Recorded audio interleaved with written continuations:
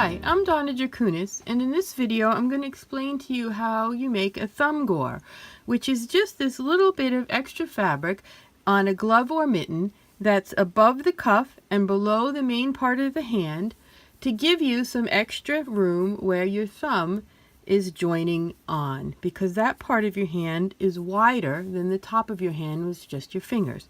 So you can see on this glove and on this mitten, we've got a little wedge of fabric coming out the side. That is the thumb gore. And if I pull it open, you can see that it's a triangle of fabric that's added in that section. You can see this one easily because it's just plain knitting. Now, on these two samples, it's right on the side edge, so it sticks out to the side, and some people call that a sore thumb. But if you hold your hand flat, that's how you're handed. If you pick your hand up, you'll see that the thumb leans a little bit towards the palm. So some mittens are made with the thumb gore made a little bit towards the palm. This one happens to be in color work, so you can see the thumb gore clearly because it's outlined with a fancy pattern of color work to make it show up and be decorative. The other ones were solid.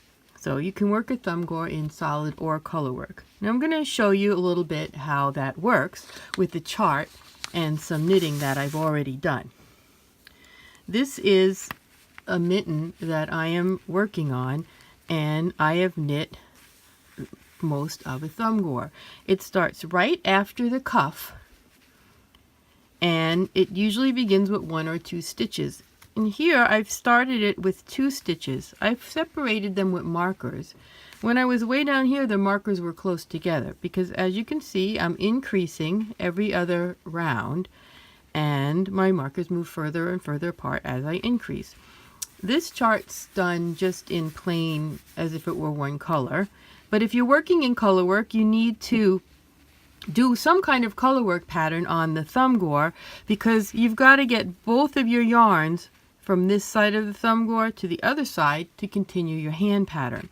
So you've got to work some kind of 2-color pattern. If you have a pattern like this, it's all charted for you.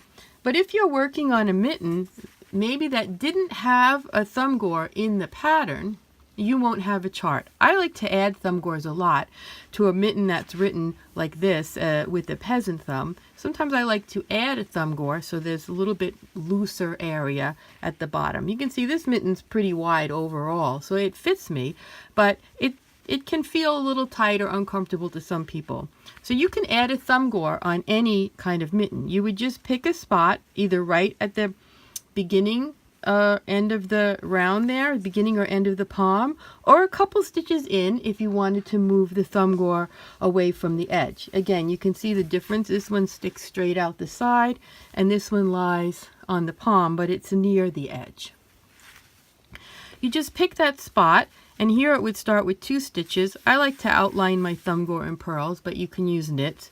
And I start by making one with a lifted increase, and I'm just doing those increases. You can see here I use a different little pattern on the thumb gore.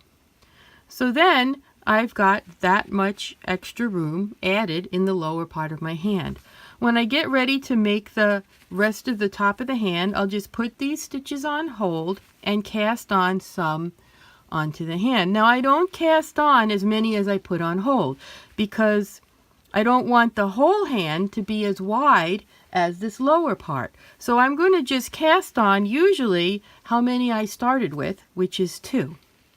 In this case, I would make that thumb gore, make it long enough and to reach up to where my hand divides into the thumb and the rest of the hand, and then put those on hold, cast on those original 2 stitches, and continue around in my hand pattern. And that is how a thumb gore works. It's just adding a triangle where there was nothing before. And again, you can work this in a pattern that's written to have it, or if you want, you can put it in any mitten and glove pattern just by picking that spot on the 2 sides, either right on the edge or a couple stitches in from the edge on the palm. You do one on this side of the palm and one on this side of the palm, of course, so your 2 hands would have the thumb on the left and right side. So you have 2 that make a pair. And that's all there is to that.